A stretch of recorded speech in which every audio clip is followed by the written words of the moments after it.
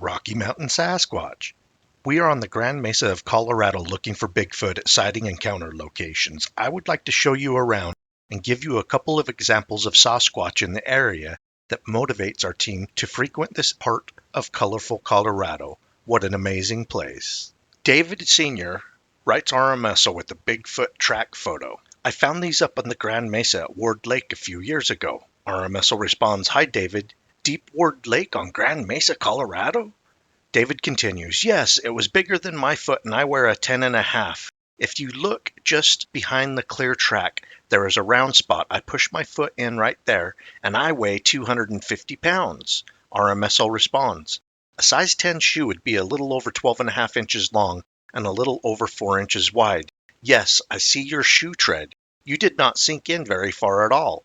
How many inches longer than your shoe would you estimate and how much wider?" David replies, 3 to 4 inches.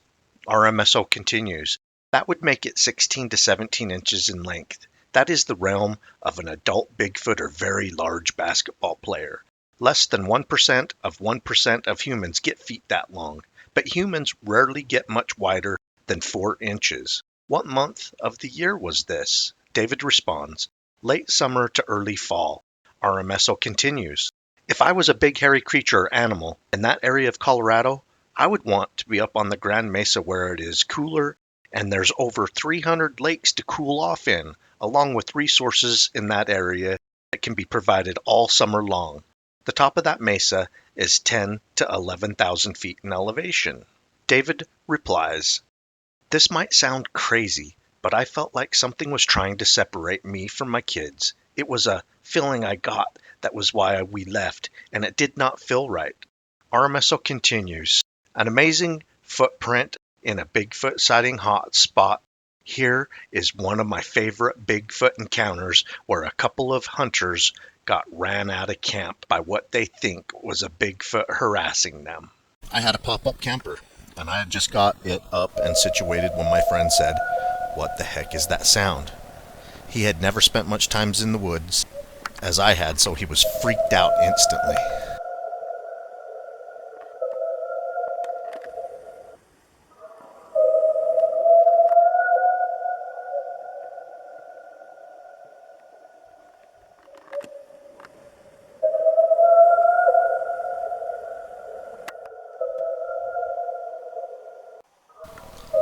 I came out of the camper to see what the problem was. Then I heard it. It sounded angry for some reason. At first I didn't give it much thought. I had heard mountain lions scream, and that will make the hair stand up on the back of your neck. I have also heard bears, but bears do not do that sort of thing. They are quiet most of the time. As this sound went on, and pausing for short moments as if to catch its breath, my friend was really freaked out now. I said to him, "It's just a lion, or 2 lions, or a lion and a bear fighting across the lake." This did not calm him down much.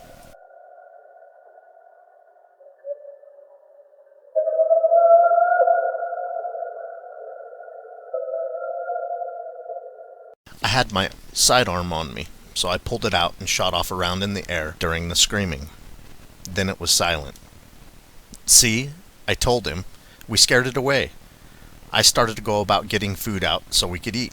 Now it was a little darker and you can't quite see details across the lake, but you can still see. Not even a minute later, after firing off around in the air, the screaming started again. This time closer, but still across the lake.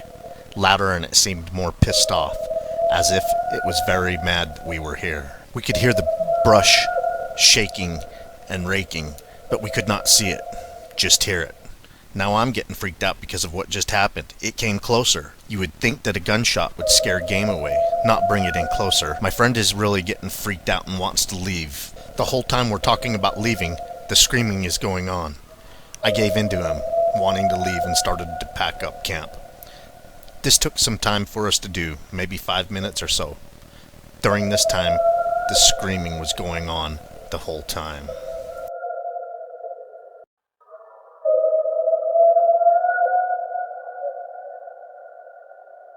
We got everything loaded up in a hurry, buttoned up the camper, and we got in and started it up and left.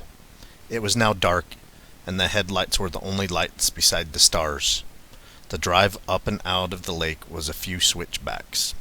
I stopped at one to see if the screaming was still going on, and it was not.